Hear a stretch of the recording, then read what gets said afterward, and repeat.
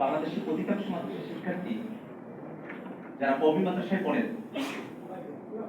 তাদের জীবিকার সংস্থান বা অন্য কিছুতে এটার সরাসরি কোনো সম্পৃক্ততা নেই।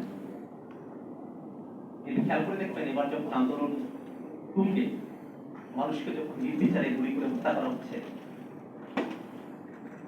একেবারে কোটার সাথে সম্পর্কহীন আমাদের কওমি অঙ্গনের শিক্ষার্থীরা, আলেমরা, তারা সকলে স্বতঃস্ফূর্তভাবে রাজপথে এলেন এবং তারা জীবন দিতে মুঠাবোধ করলেন না। তারা শহীদ হওয়ার তামান্না নিয়ে আসলেন এবং ফ্যাসিস্ট হাসিনার বিদায় না হওয়া পর্যন্ত তারা জীবন দিয়ে গেলেন, রাজপথে তারা আঁকড়ে থাকলেন।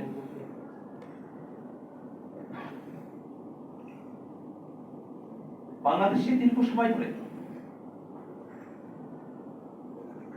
ইসলামের পরিচয়ে যারা পরিচিত হয়েছেন তাদেরকে নানাবিধ ধরনের বৈষম্য, জুলুম, নিপীড়নের মধ্য দিয়ে যেতে হয়েছে। আমরা কিন্তু 2013 সাফার ঘটনা ভুলি নাই। 2021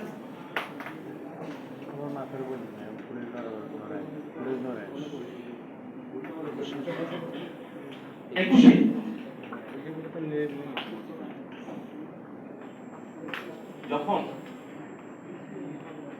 আমাদের আলেমদেরকে নির্বিচারে গ্রেফতার করা হচ্ছিল, সেই সময়গুলো কিন্তু আমরা ভুলি নেই।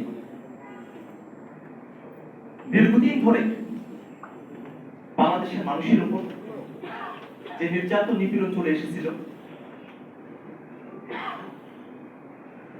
সেখান থেকে বাংলাদেশের আলেম সমাজ, মাদ্রাসা শিক্ষার্থী, মাদ্রাসা ব্যাকগ্রাউন্ডের মানুষেরা তারা সিদ্ধান্ত নিয়ে রেখেছিল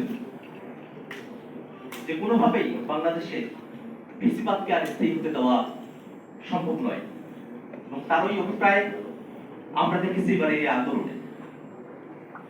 আমি যেখানে দেখেছি খুবই অল্প বয়সী মাদ্রাসা শিক্ষার্থী, হয়তো কেবল হিপস করছেন 12 বছর 13 বছর, কিন্তু তাদেরকে 18 বছরের অধিক দেখিয়ে জেলখানায় পাঠানো হয়েছে।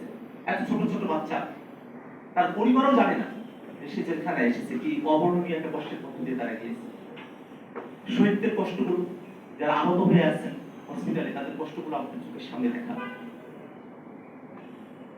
এই জায়গায় দাঁড়িয়ে আমরা আবার শপথ ব্যক্ত করতে চাই, যারা আমাদের ভাইদেরকে এমন নির্মম ভাবে হত্যা করেছে, আহত করেছে, পঙ্গু করেছে, তাদের প্রত্যেককে যেন যথাযথভাবে আইনের আওতায় এনে তাদের শাস্তি নিশ্চিত করা হয়। আমরা চাই সারা দেশের যত মানুষ শহীদ হয়েছেন, মাদ্রাসা শিক্ষার্থী, আলেম সমাজ এবং আরো যারা আছেন, সকলকেই যেন সমানভাবে রাষ্ট্রীয়ভাবে পুনর্বাসন করা হয় তাদের পরিবারগুলোকে।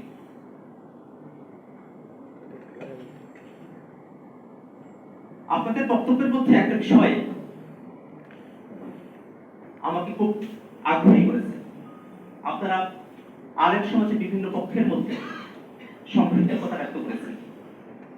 আমরা চাই বাংলাদেশের মুসলিমরা, বাংলাদেশের ইসলামী ব্যক্তিত্বরা, তারা সকলেই তাদের মধ্যে একটা বোঝাপড়ার মধ্যে দিয়ে যান।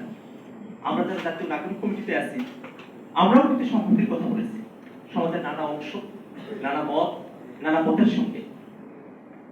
নতুনের যে বাংলাদেশ, সেই নতুনের বাংলাদেশে যেন সকল পক্ষের সমান হিস্সা থাকে, কাউকে যেন নতুনের বাংলাদেশ থেকে খারিজ করা না হয়, সেই ব্যাপারে আমাদের একটা দৃঢ় প্রতিজ্ঞা রয়েছে।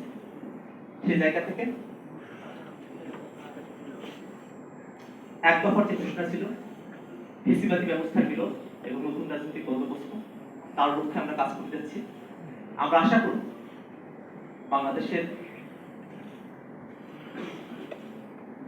তরুণ আলেমগণ, মাদ্রাসা শিক্ষার্থীরা সকলে এই নতুন যে বাংলাদেশ, সেই নতুন বাংলাদেশ গঠনে অগ্রণী ভূমিকা পালন করবে।